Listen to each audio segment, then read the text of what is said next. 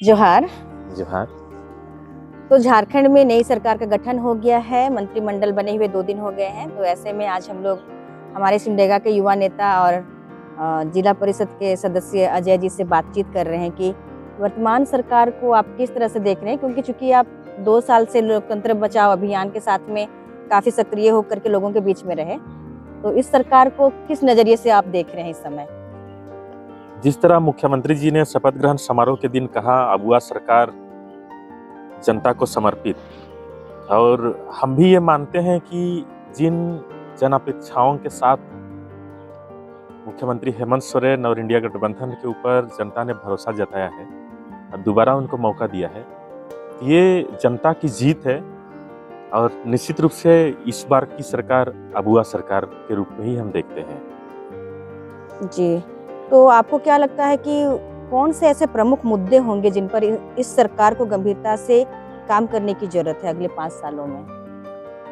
सबसे महत्वपूर्ण मुद्दा वर्तमान में होना चाहिए कि जो सार्वजनिक शिक्षा एवं स्वास्थ्य विभाग में जो लाचार व्यवस्था है, इस व्यवस्था को दुरुस्त किया जाए, और स्वास्थ्य विभाग में, शिक्षा विभाग में जो रिक्त पद हैं, इनको 6 महीने के अंदर इन रिक्त पदों को भरा जाए, ताकि स्वास्थ्य और शिक्षा विभाग में व्यवस्था में सुधार हो। आप खुद एक आदिवासी युवा हैं, तो मैं एक जानना चाहूंगी कि आदिवासी दृष्टिकोण से आपको क्या लगता है कि क्या वैसे मुद्दे हैं जो दक्षिणी छोटा नागपुर के संदर्भ में बहुत ही गंभीर और चिंतनीय हैं, जिस पर सरकार को और जिन भी विधायक लोग इस क्षेत्र से जीते हैं उनको काम करना चाहिए?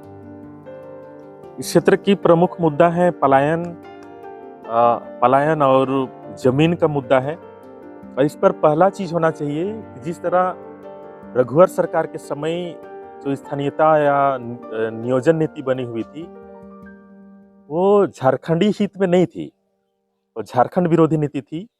और ये होना चाहिए 6 महीने के अंदर कि इस नीति को रद्द किया जाए और एक नया स्थानीय नीति परिभाषित किया जाए जो 1932 खतियान आधारित व आखिरी सेटलमेंट आधारित हो, और यहाँ के युवाओं को रोजगार और यहाँ की नौकरी में, यहाँ के रिक्त पदों में फुलफिल किया जाए। और सबसे पहले नीति चेंज किया जाए, नीति बदला जाए। नीति बदलने के बाद ही यहाँ के युवाओं का भविष्य खुलेगा। दूसरा चीज कि यहाँ जमीन का मुद्दा है। यहाँ सीएनटी एक्ट का घोर उल्लंघन हो रहा है और जमीन की लूट मची हुई है। जिस तरह पिछले सरकार, रघुवर सरकार ने लैंड बैंक बना करके भूमि अधिग्रहण बिल, झारखंड संशोधन 2017, ये सब बिल ला करके यहाँ के जमीन को, जो पारंपरिक जमीन है, सामुदायिक जमीन है, इनको लैंड बैंक में डाला है, ये आदिवासी विरोधी नीति है। इसके अलावा भी जो सीएनटी एक्ट का उल्लंघन करते हुए आदिवासियों की जमीन गैर आदिवासियों के पास गैर कानूनी रूप से हस्तांतरण हो रहा है, ये प्रमुख मुद्दा है और चिंतनीय मुद्दा है।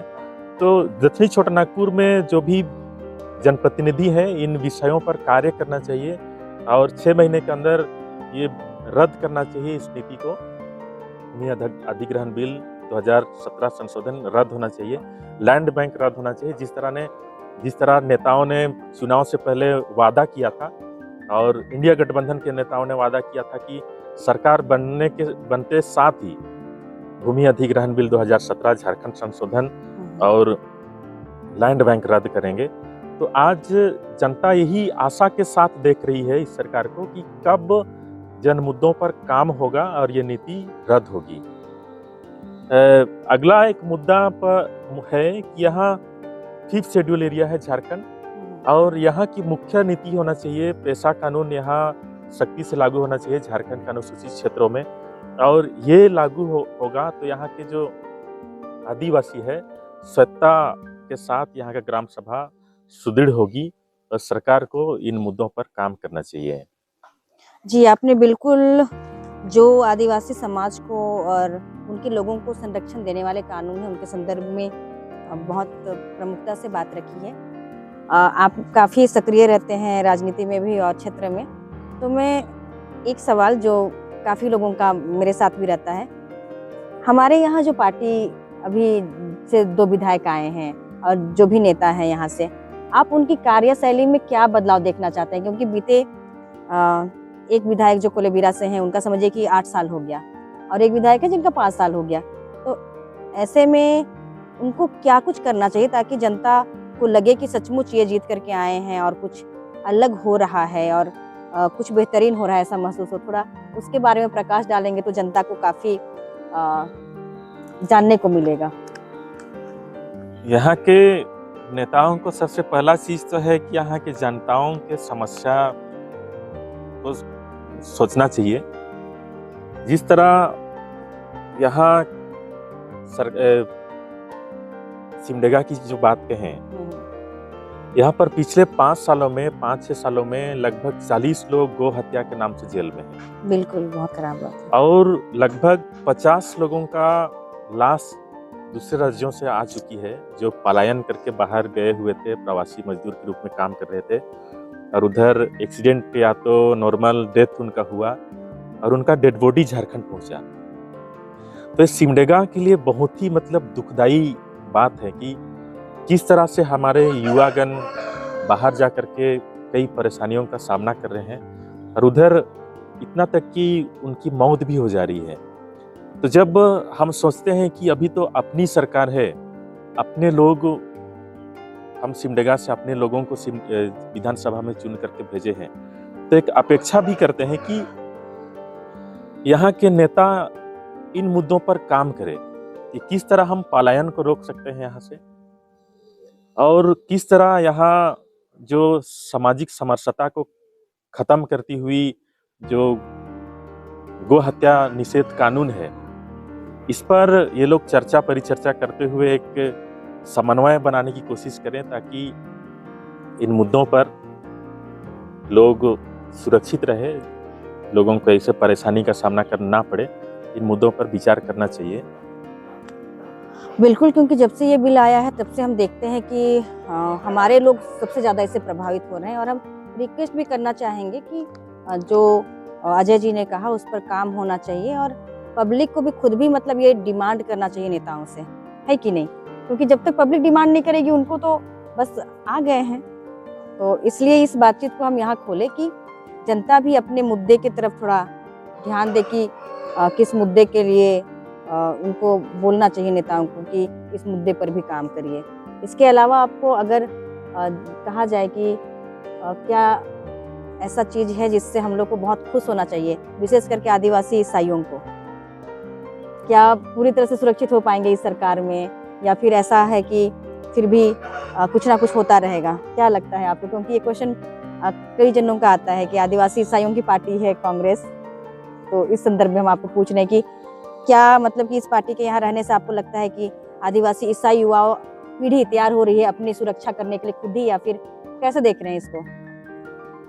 खुश होने लायक तो ऐसे कुछ भी बातें नहीं है, बस आशा करना चाहिए कि जिस तरह से हम लोगों ने चुने हैं सरकार को, जनप्रतिनिधि को चुन करके विधानसभा भेजे हैं, तो वो लोग जन मुद्दों पर काम करें और ये कार्रवाई जल्दी हो।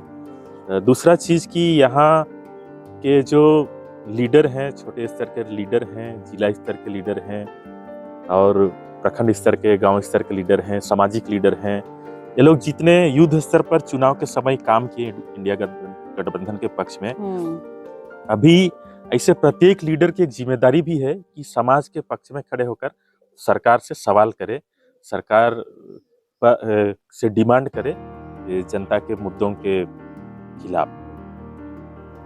जी बिल्कुल, आपने सही कहा, क्योंकि चुनाव के समय जितने लीडर नज़र आते हैं उसके बाद फिर कहीं खो जाते हैं और फिर नज़र नहीं आते हैं। तो ये बहुत सही कहा अजय जी ने कि जिन लोग भी स्थानीय स्तर के सामाजिक कार्यकर्ता हैं या तो राजनीतिक पार्टी के लोग हैं, उनको बार बार याद दिलाना चाहिए सरकार को भी और हमारे जो जनप्रतिनिधि हैं उनको कि आपने चुनाव के समय ये बात कही है और आपको ये बात जनता के लिए करना ही है, तब जा करके मतलब कि बहुत सारे काम आगे जाके हो सकेंगे। तो अगर अंतिम आपको कुछ और कमेंट्स करने हैं तो आप अंतिम अगर जनता के लिए कुछ बात और बोलना चाहते हैं तो बोल सकते हैं। अभी हम सरकार से एक बात कहना चाहते हैं, विशेषकर माननीय मुख्यमंत्री हेमंत सोरेन जी, जनता का भरोसा पा करके फिर से दोबारा सत्ता उनके कंधों पर जनता ने दिया है, तो अभी जो है जमीनी मुद्दों पर विचार करना चाहिए और जितने सामाजिक कार्यकर्ता हैं जो जमीनी स्तर पर काम कर रहे हैं, इनके साथ भी एक वैचारिक संवाद बनाने की प्रक्रिया को सुगम करें और विचार विमर्श करते हुए, इन लोगों के साथ में विचार विमर्श करते हुए झारखंड के जमीनी मुद्दों पर काम हो। जी, बहुत शुक्रिया अजय जी आपका हमसे बात करने के लिए। और जिस तरीके से ये सरकार संविधान बचाने के नाम पे और आदिवासियों के मुद्दों को लेकर के जीती है, मैं बिल्कुल उम्मीद करती हूँ कि बहुत निष्ठा से काम होंगे। और आप सबों को ये विश्वास दिलाना चाहती हूँ कि जहाँ पर काम नहीं होगा वहाँ पर सवाल उठाने के लिए हम तो हमेशा उपस्थित हैं। और अगर आप लोग को भी लगता है कि आपके क्षेत्र की कुछ ऐसी समस्याएं हैं जिस पर आप लोगों को बात करना है, ऊपर तक बात रखनी है और दिखाना है कि आपका काम है नहीं हो रहा है और इसको करने के लिए आप कुछ करना चाहते हैं, तो बिल्कुल हमसे संपर्क कर सकते हैं। हम अपने माध्यम से उस बात को आगे ले जाने के लिए हमेशा आप सबों के बीच में हैं। तो अजय जी का बहुत शुक्रिया और आप सभी का भी बहुत शुक्रिया कि आप लोग हमारे साथ बने हुए हैं और बहुत गंभीर मुद्दों पर बने वीडियो को भी देखते हैं। शुक्रिया, जोहार। धन्यवाद।